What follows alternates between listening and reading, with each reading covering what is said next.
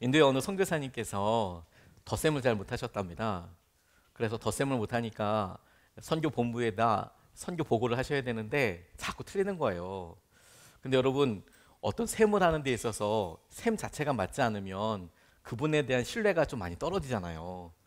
1년 동안 사역을 하셨는데 그 사역이 이렇게 되었다. 그런데 더해보면 틀려.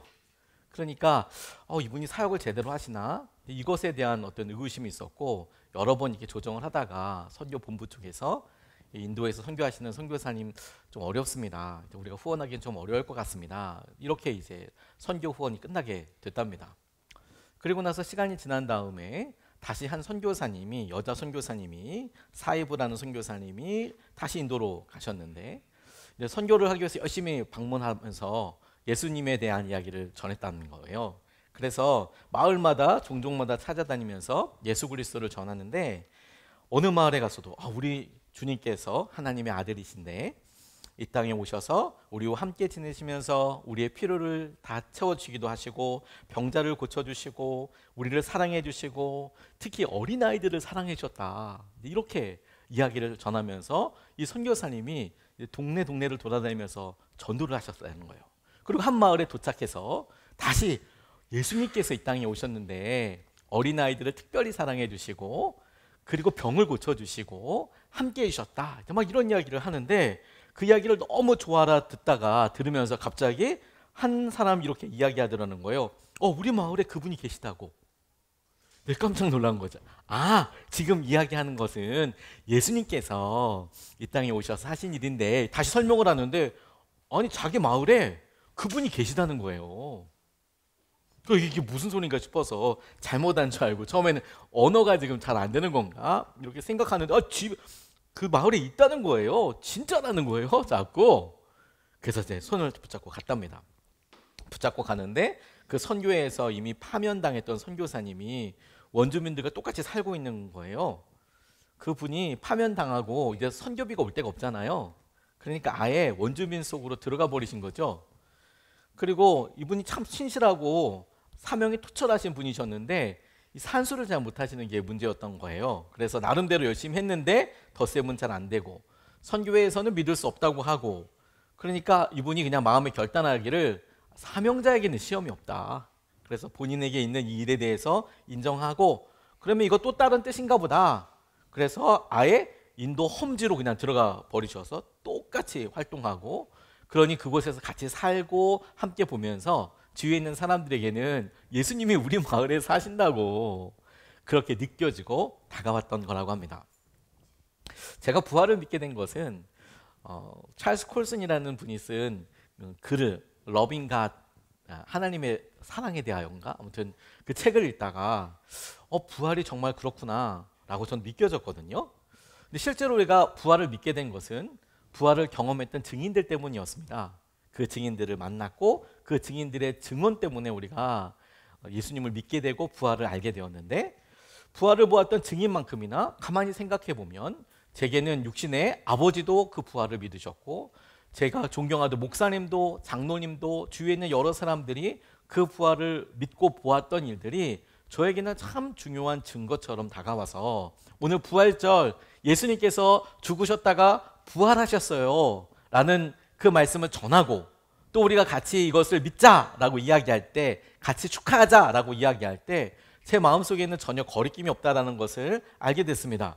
그런데 여러분, 우리가 그 증인을 믿지 못하면 사실 우리가 오늘 맞게 된 이 부활절은 의문과 궁금증이 참 많은 날이 될 수 있겠습니다.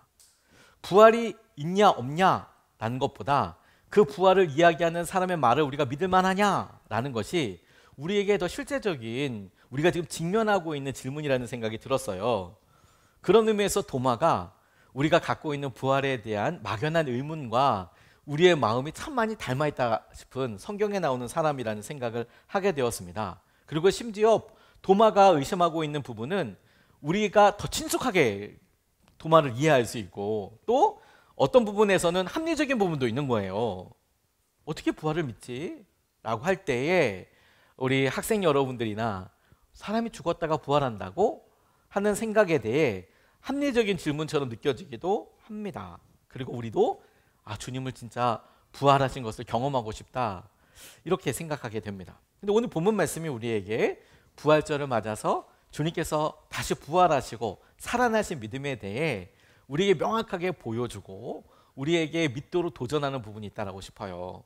첫 번째로 오늘 본문 말씀에서 우리가 기억하고 주목하고 싶은 것은 도마는 부활을 본 사람들을 믿지 못했다라는 점에 주목하고 싶어요. 다시, 도마는 부활을 믿지 못했다기보다 부활을 전하고 있는 사람들을 믿지 못했다라는 점에 좀 더 주목하고 싶어요. 무슨 말이냐면 오늘 24절 25절 말씀을 보면 이렇게 나와 있습니다. 12제자 가운데 하나로서 쌍둥이라고 불리는 도마는 예수께서 오셨을 때에 그들과 함께 있지 않았다. 다른 제자들이 그에게 우리는 주님을 보았소 하고 말하였으나 도마는 그들에게 나는 내 눈으로 그의 손에 있는 못자국을 보고 내 손가락을 그 못자국에 넣어보고 또 내 손을 그의 옆구리에 넣어보지 않고서는 믿지 못하겠소 하고 말하였다 라고 그렇게 이야기하고 있습니다. 이 부분을 가만히 보면 도마는 예수님께서 부활하셨다는 사실 자체에 대해서 믿지 못했구나 이렇게 생각하기 쉽지만 가만히 본문을 보면 그 사실이 그와 같은 결론에 이르게 된 중요한 일은 뭐냐면 제자들이 말해줬잖아요. 제자들이 그렇게 전해준 말을 믿지 못하겠다는 거죠. 왜? 자신의 경험으로는 죽었다가 살아난 사람을 많이 보지 못했으니까. 많이 보지 못했다라고 한 이유는 뭐냐면 바로 얼마 전에 예수님께서 죽었던 나사로를 살리신 일이 있었거든요. 그리고 주님께서 누누이 당신께서 고난받으시고 돌아가셨다가 3일 만에 부활하셨다 하실 것이다라는 이야기도 하셨어요. 그리고 그 이야기를 도마도 듣고 있었을 겁니다. 그러니까 부활에 대한 것에 대해서 이렇게 보았을 때 사람이 죽고 사느냐라는 것보다 도마가 정말로 혼동하고 있는 것은 뭐냐면 내가 그 자리에 없었는데 당신들은 부활을 보았다고 하는데 그 부활을 보았다고 하는 당신들의 말을 나는 못 믿겠다. 그리고 이 모습이 우리가 참 비슷하다는 생각을 하고 있습니다. 왜냐하면 여러분 부활을 보고 느꼈던 제자들의 마음을 도마는 이해할 수도 없고 그들이 기뻐할수록 더 힘들게 생각할 수도 있는 거예요. 자신은 못 봤거든요. 그러니까 여기서 생기는 것은 부활의 모습을 본 사람은 아무도 없어요. 부활할 때의 모습을, 그 상황을. 부활하신 예수님을 본 사람은 있죠. 그런데 우리가 실제로 보게 되면 도마와 같은 모습에서 보면 우리가 느끼는 당혹스러움과 부활에 대해서 느끼는 기분은 뭐냐면 부활을 봤다는 사람들은 있는 거예요. 주님께서 부활하셨다고 믿는 사람들은 있는 거예요. 그런데 그 부활했던 사람들을 믿는데 나는 그 사람들의 말을 못 믿겠다라는 거죠. 왜 부활을 있다고 이야기하냐? 오늘날 부활에 대해서 고민하고 연구하고 있는 학자들이 여럿 있는데 게리 하버마스라는 사람이 부활을 믿는 사람들, 학자들 그리고 여러 사회학자들이나 혹은 여러 사람들 중에서 부활은 불가능해 라고 생각하는 학자들 그런 여러 사람들을 연구한 끝에 부활과 관련돼서 거의 대부분의 학자들이 부활을 믿던 믿지 않던 부활에 대해서 긍정적이던 혹은 그렇지 않던 간에 학자들이 공통적으로 동의하는 6가지 전제와 대부분의 학자들이 그래도 동의할 수 있는 3가지 그런 이유를 찾았다고 합니다.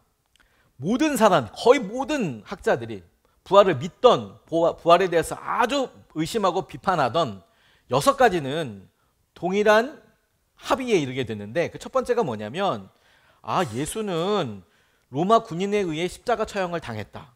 이건 틀림없는 역사적인 사실이라는 거예요.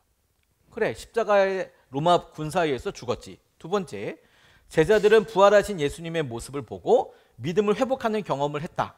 성경을 뿐만 아니라 다른 여러 역사서를 보면 제자들은 예수님의 부활한 모습을 보고 예수님이 부활했다 안 했다는 모르겠지만 적어도 부활하신 예수님을 봤다는 제자들은 믿음의 회복을 경험했더라. 이거는 부인할 수 없다. 세 번째, 죽은 자에게 부활하신 예수를 본 제자들은 죽은 자에서 부활하신 예수를 본 제자들은 완전히 변화되어 두려워하던 모습을 벗어버리고 담대해졌고 누구도 막을 수 없었다. 그 전만 해도 도망다니고 예수님을 모른 척하던 사람들이 부활하신 주님을 보고 그들이 담대해졌다라는 것은 이건 부인할 수 없는 사실이다. 그들은 부활의 메시지를 전했고 이 선포로 인해서 박해도 받았고 그리고 하버마스 박사는 뭐라고 이야기하냐면 그들 중 적지 않은 이들이 그들의 내가 부활하신 주님을 보았다라는 것으로 죽음에 이르는 일도 불사했다. 죽더라. 그런 사람도 있더라는 사실 자체에 대해서는 이거는 부인할 수 없다. 네 번째, 부활의 선포는 기독교 운동의 시작이 되었다. 다른 무엇보다도 하나님께서 이 땅에 약속하신 모든 일들이 그전에도 있었지만 중요한 것은 주님께서 부활하셨다는 것 자체가 우리가 지금 믿고 있는 이 기독교 운동의 핵심이더라. 이거는 부인할 수 없다. 다섯 번째, 예수의 부활을 가장 먼저 믿은 자들 중에는 예수의 형제였던 회의론자 야고보 사도도 있었다. 이게 무슨 말이냐면 예수의 형제 야고보가 있었거든요. 마리아가 낳았던 아들. 그래서 엄청 회의적이었어요. 그리고 예수님께서 돌아가시기 전까지 믿지 않았어요. 예수님을. 왜냐하면 형이니까. 어렸을 때부터 같이 봤으니까. 이렇게 생각했는데 중요한 것은 이 부활을 기점으로 해서 예수의 부활을 가장 먼저 믿은 사람들 중에 한 사람은 회의론자였고 예수님을 믿지 않았던 야고보 사도가 그 중에 있었다는 거예요. 형제가. 그리고 여섯 번째, 다른 회의론자 사도 바울, 기독교 박해자였던 다소의 사울도 부활하신 예수 그리스도를 만났다고 주장하면서 완전히 변화됐다. 부활했던 그 장명한 장소, 그 시점에서 그 시간 자체를 본 사람은 없더라고 하더라도 마치 도마처럼 그 시간을 차이를 두고 보니 사람들의 변화가 분명히 있었다. 사실 도마도 똑같지 않습니까? 예수님을 보았다고 하는 제자들을 보니 아니 마음이 변해 있고 두려움이 아니라 기쁨이 있고 아니 예수님이 부활했다고 얘기하는 거예요. 합리적으로 부활했겠냐라고 이야기하는데 부활했다고 이야기하는 거예요. 이 도마의 모습이나 지금 2000년이 지나서 예수님을 다시 믿고자 하는 우리랑 시선의 차이가 사실 거의 없이 아 주님께서 부활하셨대. 그 사람들의 말을 통해서 우리가 부활에 대해서 믿어야 될지 혹은 부활의 소식을 전해 듣는 것은 똑같은 일이라고 싶어요. 예수님께서 십자가에서 죽으셨다. 이것에 대해서 이어서 세 가지 많은 학자들에 의해서 폭넓게 받아들여지는 부분에 대해서 세 가지를 추가했는데 그 세 가지는 이렇습니다. 주일 아침 무덤은 비어 있었다. 이건 대부분의 학자들이 심지어 기독교에 대해서 별로 반대하는 사람이라고 하더라도 그래 많은 사람들이 주일 아침 무덤은 빈 무덤이었던 것이 거의 확실하다. 두 번째, 부활의 선포는 예루살렘에서 시작된 것도 거의 확실하다. 이게 중요한 게 뭐냐면 여러분 만약에 예루살렘이 아니라 저쪽 다른 곳에서 시작이 됐다면 그러면 사람들이 음모론을 또 이야기하고 할 수 있겠지만 예루살렘은 그야말로 얼마 전에 바로 예수님이 돌아가신 곳이잖아요. 그러니까 시신이 발견되면 끝이에요. 다 거짓말이죠.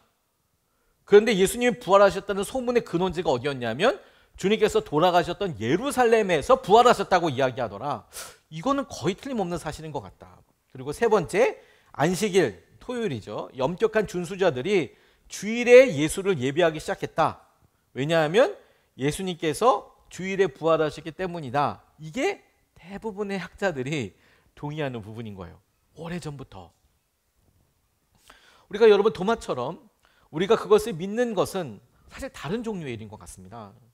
오늘 부활절이에요. 해피 이스터예요. 그래서 우리 같이 예배도 드리고 오늘 뭐 음식도 준비되어 있고 또 아주 예쁘게 포장한 계란도 있고 그래서 주위 사람들한테 전도도 하고 나눠주고 우리가 그 의미를 가만히 새겨보면서 부활하셨지. 그리고 우리 학생 여러분들한테는 우리 엄마, 우리 아빠가 믿는 우리 선생님이 믿는 예수님 그 예수님이 부활하셨지. 혹은 우리가 이 모습으로 어른의 모습으로 나와 있는 우리가 예수님 부활하셨지. 작년에도 재작년에도 이렇게 단순히 생각할 것이 아니라 오늘 우리에게 이 부활의 소식이 어떻게 들리는가 이게 중요해지는 것이죠. 왜냐하면 여러분 지금 도마가 의심하고 있는 것은 부활 자체가 아니라 내게 부활의 소식을 전해주는 그 사람들을 믿지 못하고 있으니까요. 그리고 우리 한국교회는 그런 아픔의 한가운데로 지금 지나가고 있습니다. 물질적인 사회에서 돈이 최고지라고 생각하는 세상에서 주님께서 하셨대. 생명보다 예수 그리스도의 놀라운 허락하신 진리가 복음이 더 놀라운 은혜야. 그런 것에 대해서 에이 그게 무슨 가치가 있어. 그런 시대를 우리가 지금 살아가고 있는 것 아니겠습니까? 그래서 가만히 보면 도마의 마음과 우리의 마음이 참 많이 닮아 있어요. 26절, 27절 말씀에 이렇게 나와 있습니다. 여드레 뒤에 제자들이 다시 집안에 모여 있었는데 도마도 함께 있었다. 문이 잠겨 있었으나 예수께서 와서 그들 가운데로 들어서셔서 너희에게 평화가 있기를 하고 인사말을 하셨다. 그리고 나서 도마에게 말씀하셨다. 네 손가락을 이리 내밀어서 내 손을 만져보고 내 손을 네 옆구리에 넣어보아라. 그래서 의심을 떨쳐버리고 믿음을 가져라라고 주님께서 다시 나타나셨습니다. 주님께서 나타나셔서 그 도마에게 몸을 보이셨어요. 근데 여러분, 도마도 주님께서 자신의 죽음, 주님께서 당신께서 죽으실 거야, 당신께서 부활하실 거야 라는 이야기를 도마도 들었을 거라고 말씀드렸잖아요. 주님께서 십자가에 죽으시기 전에 그런 이야기를 분명히 함께 들었을 텐데, 주님을 만나 뵐 때까지 우리가 주목하고 있는 것은 뭐냐면 도마가 마음이 냉담했다는 거예요. 그가 조건으로 갖고 있는 것은 내가 보고 만져보고 넣어보기 전까지는 나는 못 믿겠다. 그런데 그가 그렇게 실제로 했냐 안 했냐, 이 본문 말씀에 보면 결국에 그는 주님을 보긴 했지만 손가락을 넣어보지도 그의 손으로 만져보지도 않았습니다. 부활하신 주님을 만났을 때 그의 마음속에 정작 변화된 게 뭐냐면 내게 부활의 소식을 전해주고 있는 사람들에 대한 냉담함, 마음의 냉소적인 마음. 도마에게서 우리가 발견되는 우리와 정말 비슷한 부분은 뭐냐면 어느 순간에 식어져 버린 우리 마음과 부활하신 주님이라고 이야기하지만 더 이상 우리의 마음이 움직여지지 않는 상황들이 사실 정말 더 우리에게는 걱정인 거죠. 다시 한번 여러분, 이 세상에 누구도 부활하셨던 주님 그 현장에서 본 사람은 아무도 없습니다. 마치 여러분, 천지가 창조되었을 때 누가 그 자리에 있었습니까? 아무도 없었습니다. 모든 사람들은 부활하신 주님을 만났고 부활하신 주님을 만났던 증인들을 만났을 뿐입니다.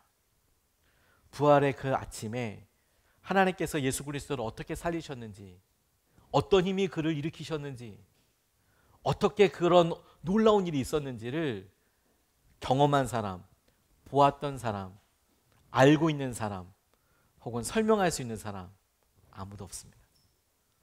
그런데 우리는 살아계신 주님을 보았고 그 주님을 보았다던 제자들을 보았고, 그리고 오늘 여전히 우리에게 살아서 역사하시는 주님의 약속을 듣고 있는 것이죠. 그렇다면 여러분, 우리의 차이, 우리의 삶에서 도마와 비슷한 점, 우리가 그것을 소식으로만 듣고 있다는 것, 차이점이라고 이야기한다면 도마에게는 나타나셨잖아요. 그런데 도마에게 나타나시면 우리에게도 그렇게 나타나시면 믿겠어요? 우리는 이렇게 이야기하지만 성경은 아니, 주님께서 우리에게 그렇게 나타나셔도 우리의 마음속에 실제로 주님께서 나타나신 그 모습을 보고도 우리의 마음이 냉담하다면 주님께서 어떤 말씀을 하셔도 우리는 사실 믿지 않습니다. 주님께서 부활하시고 살아계신 그 은혜를 우리가 모르는 바가 아닌데 거기에 대해 냉소적이고 거기에 대해서 나의 기준에 의해서 내가 여기까지 오면 내가 믿을게요, 내가 여기까지 주님께서 역사해 주시면 내가 알겠어요, 이 기준으로 우리가 생각하는 한 주님이 어떤 모습으로 나타나셔도 사실 우리는 주님을 잘 몰라요.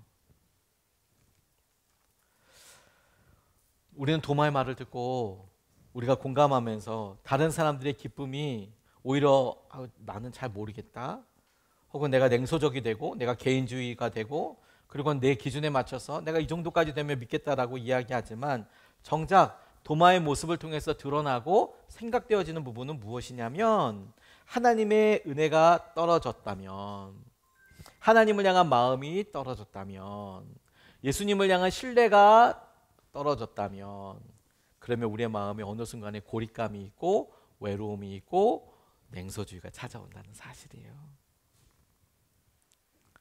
도마가 주님께서 하신 말씀을 못 들었던 게 아니라니까요.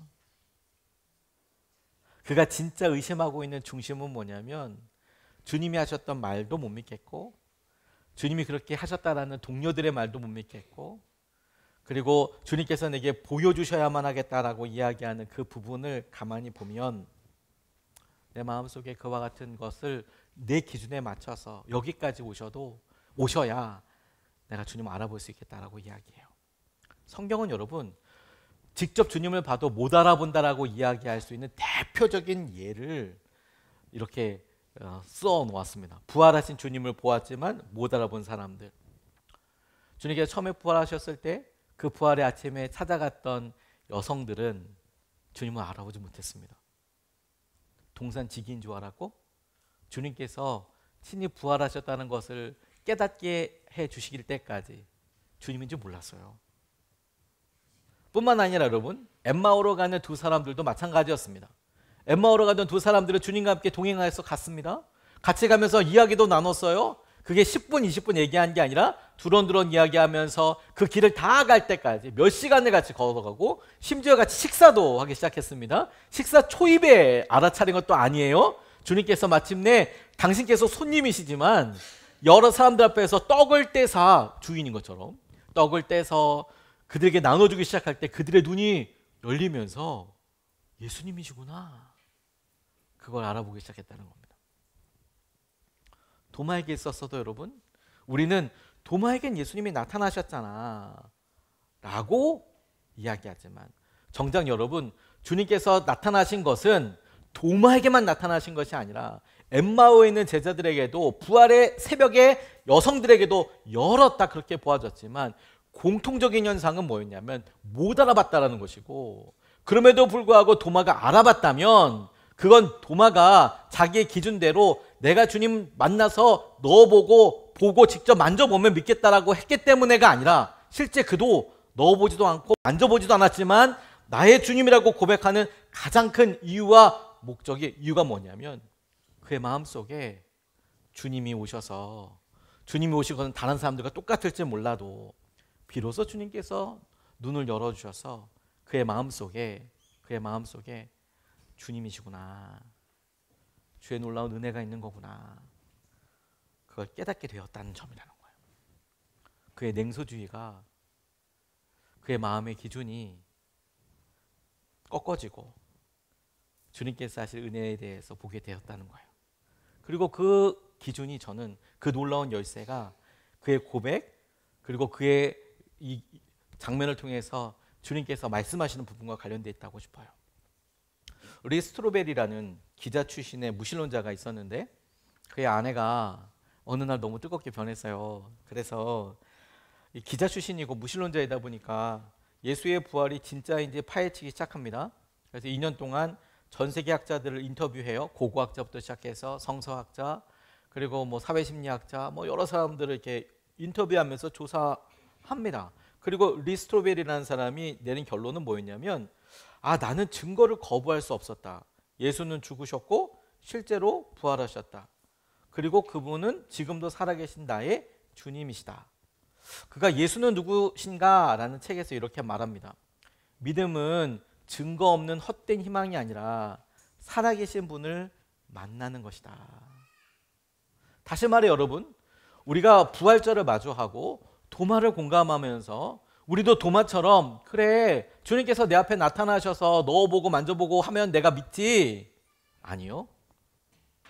그런 생각을 했던 사람들 중에 엠마오에 있는 사람들 부활의 새벽에 여자들이 주인공들도 다 봤지만 못 알아봐요. 왜? 그들의 마음속이 여전히 가려져서 주님과의 관계를 생각하지 않는다면 내가 주님을 나의 주님으로 받아들이지 않는다면 나와 관련된 분으로 여겨지지 않는다면 주님께서 도마에게 찾아오셔서 그에게 주실 때 나타나셨구나 라고 해서 믿기도 했지만 성경의 다른 증거들을 보면 다만 나타나셨기 때문에 믿었다기보다 저는 더 중요한 게 무엇이냐면 도마가 말했던 말에 대해서 주님께서 들으시고 도마에게 합당한 대답을 하셨다는 점이 중요하다고 싶어요.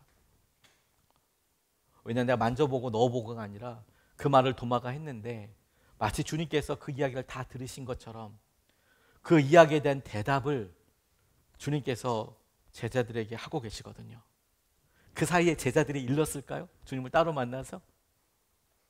혹은 기도해서 이야기했을 수 있겠죠. 하지만 도마의 입장에서는 주님께서 이곳에 나타나셨다는 것도 놀라운 일이지만 주님께서 나의 기도를, 나의 말을, 나의 의견을 들으셨다는 점이 진짜 중요한 부분이었다고 싶어요. 그것이 도마와 다른 엠마오로 가는 두 제자, 그리고 부활의 새벽에 있었던 사람들이 공통적으로 이야기하는 거였습니다. 대화하는 중에 주님이 나와 함께 하셨다는 것을 엠마오의 사람들은 알았어요. 그리고 부활의 새벽에 첫 번째 증인들이었던 여성들은 나와 이야기하는 동산직이었던 사람이, 천사라고 생각했던 사람이, 청년이라고 생각했던 사람이 나의 라보니, 나의 랍비, 나의 주님으로 고백되어지는 거예요. 우리는 도마의 고백처럼 그분이 오늘 이 부활 주일에, 그래 다른 언제 우리 교회에서 그동안에 해왔던 것처럼 우리 부모님들도 우리들도 그냥 부활하셨지가 아니라 나의 주님이신가? 나의 하나님이신가? 우리는 이것에 대한 질문과 대답을 얻기 위해서 이 자리에 예배하고 있는 겁니다. 오늘 28절 29절 말씀을 보면 이렇게 나와 있습니다. 도마가 예수께 대답하기를 나의 주님 나의 하나님 하니 예수께서 도마에게 말씀하셨다. 너는 나를 보았기 때문에 믿느냐? 나를 보지 않고도 믿는 사람은 복이 있다. 나를 보지 않고 믿으려면 두 가지밖에 방법이 없습니다. 뭔지 아십니까? 예수님께서 말씀하신 것을 그냥 믿든지, 예수님의 부활을 보았다고 하는 사람들의 말을 믿든지, 그거 말고는 방법이 없잖아요. 사실 여러분, 우리가 머뭇거리는 것은 부활에 대해서 조금 더 용기를 내지 않는 이유는 주님과의 관계에 있어서 이분이 나와 관련된 분, 나의 죄 때문에, 나의 연약함 때문에, 그리고 나에게 이런 연약함을 넘기 위한 나의 부활의 주님, 우리의 부활의 주님이라는 사실에 우리가 힘을 싣고 있지 않기 때문입니다. 우리의 연약함과 어려움이 크기 때문에 이 어려움을 극복하게 하시고 승리하게 하실 분이 주님이시라는 것, 나의 주님이라는 사실에 대해서 우리는 어느 순간에 희미해지고 도망가고 싶기 때문에 그래요. 베드로가 주님께서 물으셨을 때 사람들 뭐라고 나에 대해서 이야기하냐? 그리고 제자들에게 너희들은 날 뭐라고 이야기하느냐라는 이야기를 할 때 주님은 그리스도이시고 살아계신 하나님의 아들입니다라고 이야기했습니다. 이건 주님을 바로 앞에 두고 베드로가 한 고백이었어요. 그리고 그 순간부터 관계가 시작되죠.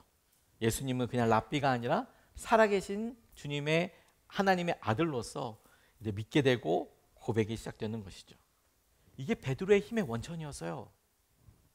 그리고 오늘 우리에게 주님께서 보여주고자 하시는 겁니다.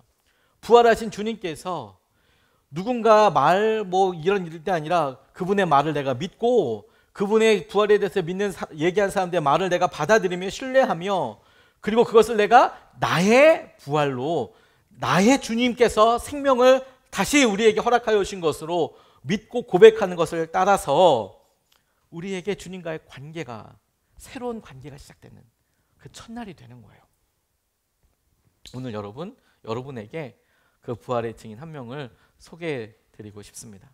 우리 강선미 집사님 나오셔서 주님께서 하실 여러 일들에 대해서 우리가 잠깐 간증을 듣고 같이 말씀을 듣겠습니다.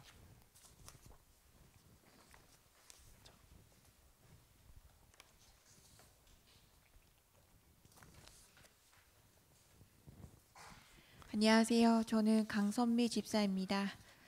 저는 몇 달 전 성도로서 하나님께 내 삶에 베푸신 은혜를 강증할 기회가 있었습니다. 그리고 오늘 부활의 기쁨이 가득한 이날에 집사로서 다시 한번 간증의 자리에 서게 하신 하나님께 진심으로 감사드립니다. 제가 처음으로 교회에 들어갔을 때 예배 시작을 하며 찬양을 하는데 울었습니다.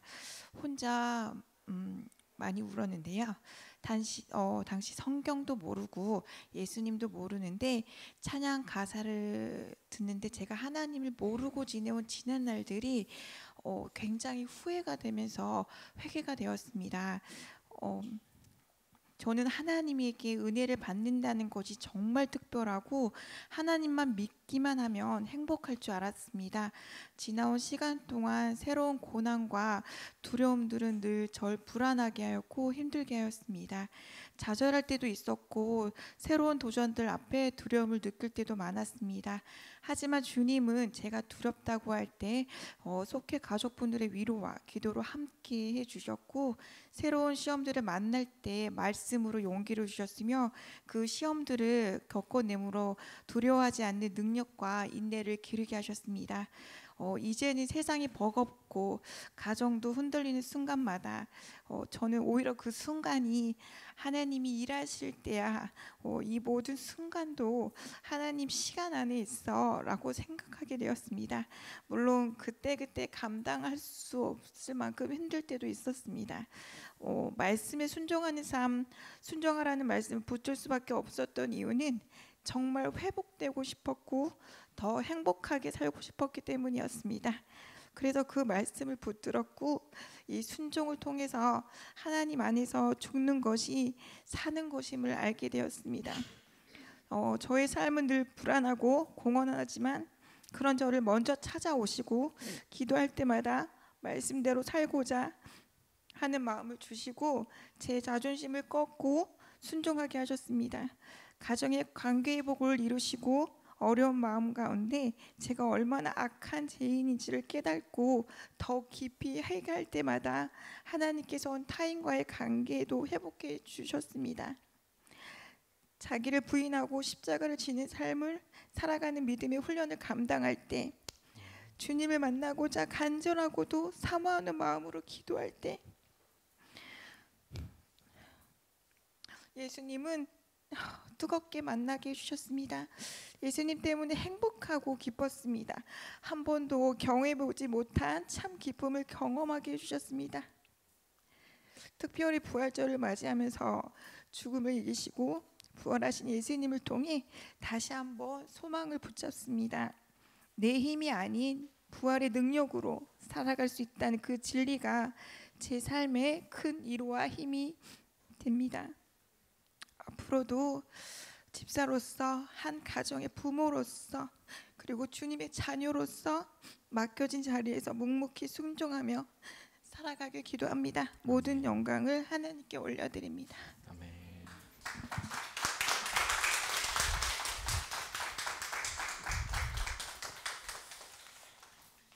저는 우리 집사님들, 권사님들과 함께 믿음 생활하는 것이 저에게 얼마나 큰 감사이고 고백인지 모릅니다.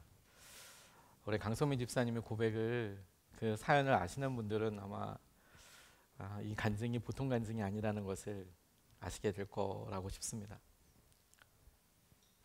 저는 지난 몇 주 동안 저희 성도님들 가정의 여러 이야기들을 듣고 함께 기도하고, 그리고 미력하지만 함께 신방을 하고 이야기를 나누면서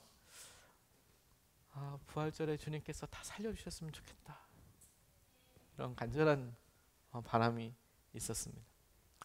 우리의 고난이 클수록, 우리의 어려움이 클수록, 우리에게 다가온 밤이 너무 길고 고난이 너무 깊을수록 이 부활이 우리에게 정확하게 말하고 의미하는 바가 뭔지 아십니까?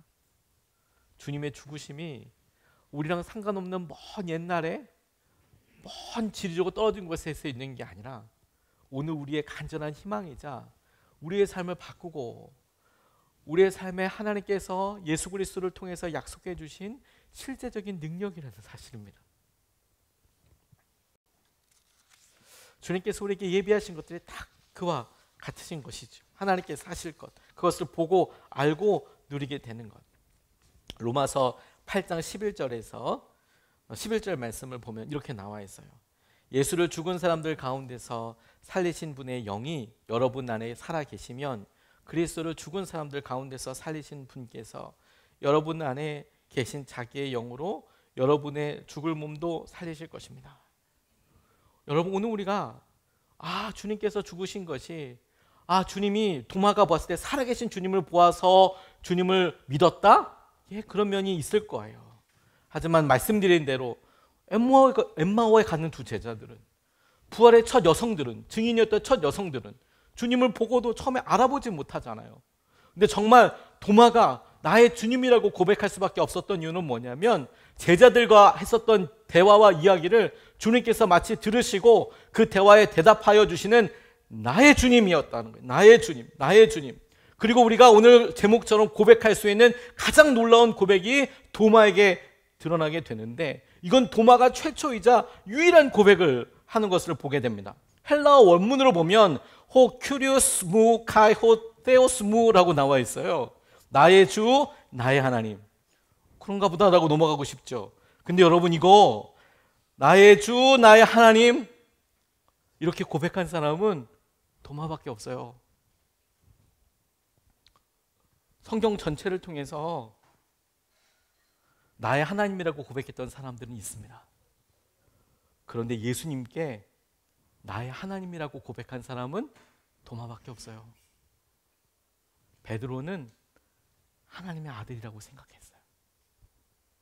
근데 도마는 의심도 많고 염려도 많지만 내 말을 들어주시고 나의 하나님, 나의 주님 이렇게 고백하고 있는 것이죠. 그리고 그의 삶이 변하기 시작했어요. 오늘 여러분, 오늘 우리는 아마도 매년 맞는 부활주일에 어느 절기를 맞았고, 그리고 우리 교회가 혹은 우리 각 개인이, 우리 가정이 처해져 있는 여러 일들에 따라서 우선순위도 난립하고, 그리고 힘들기도 하고 어려운 어떤 일을 마주할 수도 있습니다. 그런데 여러분, 제자들은 오늘 이 부활절날 완전히 변했습니다. 근데 우리가 만약에 주저한다면 이것은 도마가 가지고 있었던 중심의 문제와 똑같은 문제를 우리가 갖고 있다라는 증거라고 싶어요. 뭐냐? 믿음의 문제를 넘어서 우리의 결단과 고백, 우리의 동의와 우리가 믿음으로 받아들임으로써, 나의 주님으로 받아들임으로써, 나의 하나님으로 받아들임으로써 예수님께서 오늘 말씀이 이야기하셨던 것처럼 죽은 자 가운데서 살리신 분의 영이 우리 안에 있고 우리를 살리실 것을 우리가 나의 하나님께서 하실 그 일로 우리가 믿으면서 오늘은 주님과 새로운 관계를 시작하는 첫날이 되는 거예요. 나의 하나님으로. 당신의 믿음이, 저와 여러분들의 믿음이 유일한 고백이 되게 해야겠습니다. 주님을 향한. 그리고 기도해야겠어요. 나의 하나님이 되십시오. 나의 하나님이 되십시오. 나를 만져주시고 예수님, 나의 하나님이 되십시오. 나의 하나님이 되십시오. 오늘 부활의 기쁜 소식을 통해 오늘 우리가 이것을 같이 찬양하고 오늘 우리가 기도로 같이 확증하고 싶습니다. 감사합니다. 오늘 이렇게 세 가지로 좀 나눠보면 좋겠습니다. 첫 번째, 도마처럼 당신이 믿지 못하고 머뭇거렸던 순간이 있다면 언제였습니까? 그 순간에 주님은 당신에게 어떻게 다가오셨습니까? 두 번째, 보지 않고도 믿는 자는 복이 있다는 말씀 앞에서 당신은 어떤 태도를 가지고 있습니까? 그래야지, 아니다, 뭐 여러 가지가 있겠습니다. 하나님을 향한 믿음과 사람들의 간증에 대한 신뢰 사이에서 당신은 어떤 선택을 하고 있습니까? 내게 주신 말씀 혹은 사람들 통해서 하는 말씀은 나는 어떻게 붙잡고 있습니까? 세 번째, 나의 주님, 나의 하나님이라는 도마의 고백은 당신의 고백입니까? 그렇다면 당신의 삶에서 그 고백이 구체적으로 어떻게 드러나고 있습니까? 아직 아니라면 어떻게 고백되기를 원하십니까?